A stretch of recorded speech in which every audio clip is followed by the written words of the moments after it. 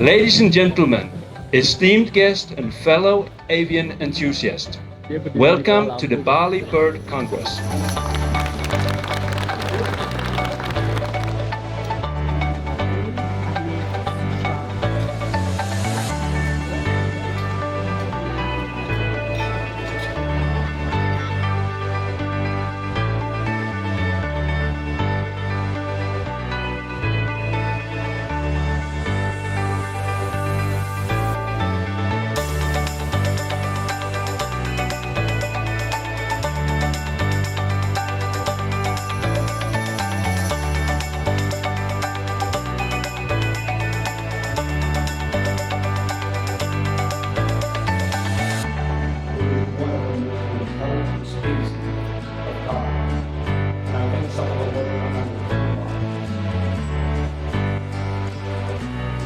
How can I summarize it?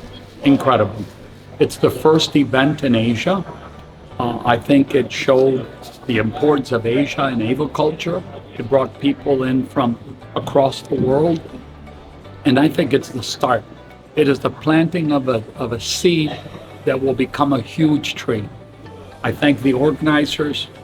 Bali is an incredible place to come.